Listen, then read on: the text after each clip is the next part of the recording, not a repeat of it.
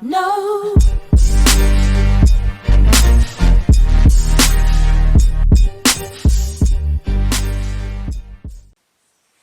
Hi, today we are going to talk about how to stop our dog from chewing things around the house, or what we call disruptive chewing. First, I think it's better to understand why do our puppies chew. They are basically chewing because it is how they explore the world.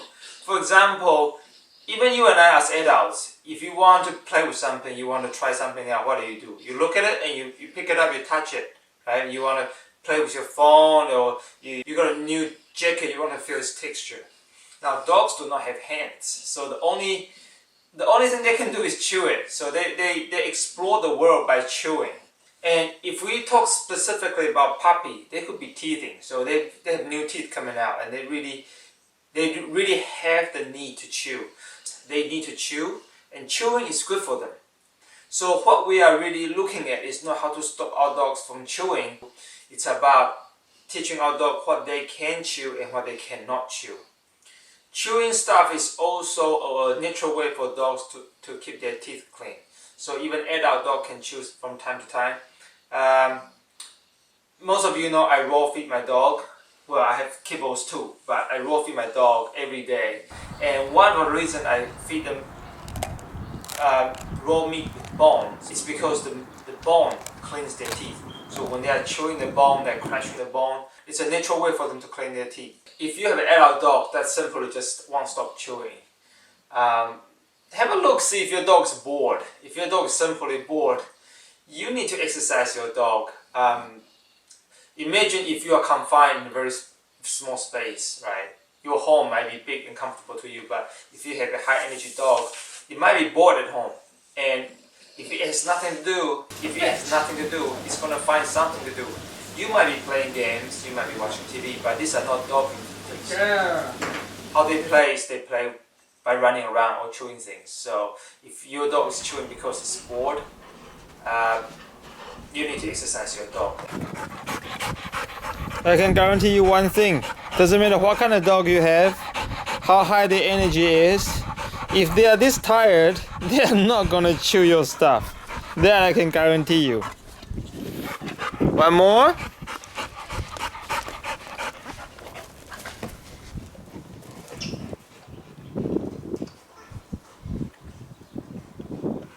There we go. Fetch is a good game. And we have plenty of exercise videos. Even exercise your dog inside the house if the weather is horrible outside.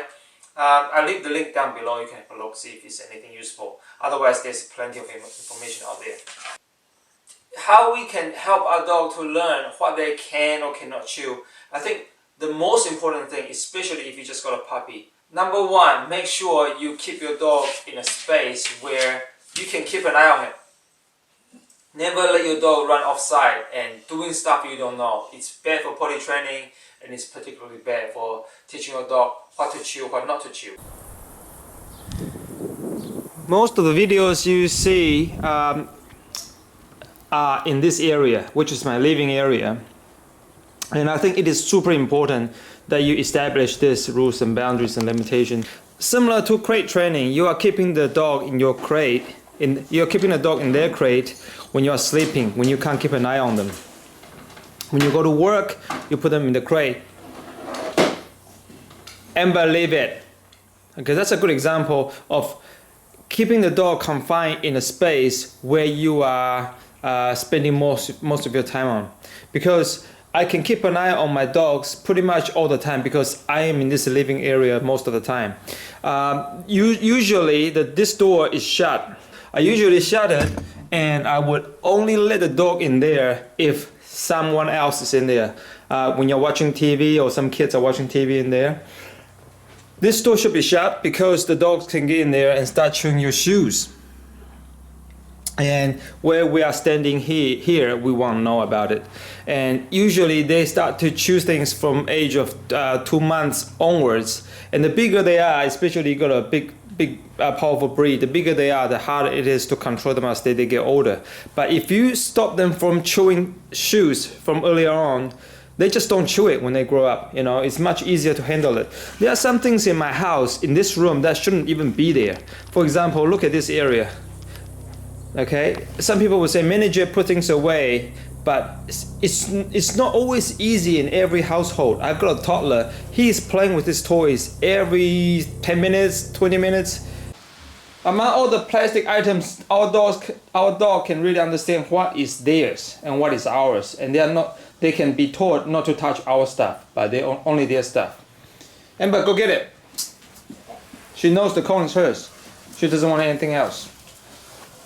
If they are chewing something they shouldn't chew, you say leave it. You take the shoe or whatever out of their mouth and then give them the cone to play with. They'll immediately bite that, give it a wiggle so it's more fun to play, and just say good boy or good girl. They understand that means drop this one and go for the new toy. How do we make sure they don't chew anything else except their toy? We teach them, of course. We give them their toy. If she was chewing this shoe, what I do is I tell her to leave it, or usually my word is empty. That's the vocab, right? So if she's chewing it, now I'm giving it to her, so she thinks that I want her to bite it. So if she's biting it, I would say empty. Get the shoe out of her mouth. Then I give her the toy to play with, and I really tug with her. Tug means I pull, I kind of wiggle and let her pull. See, she's starting to tug. Let's tug. And dogs love playing tugs. Empty. Empty means let go. Wait, hold on. Empty. Good girl. Just to give you another example, she's going to find her cone amongst all the plastic items. Amber, go get it. Where's your cone?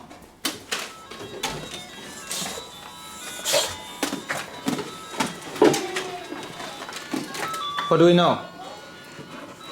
Good girl, and you reward the dog with a tug or a fetch. Amber, you want to play? Come. Empty? Empty. Good girl. Good girl. There are some useful vocabularies I highly recommend training your dog to help your dog stop chewing things they shouldn't be chewing.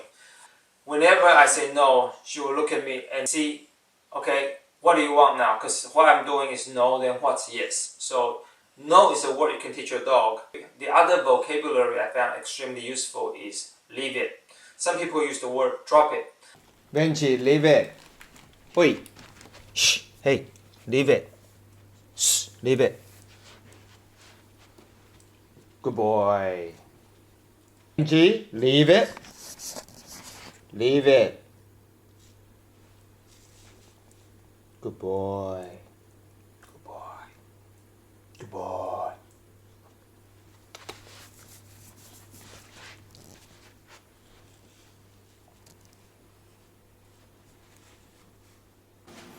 Okay, today is the 24th January 2018.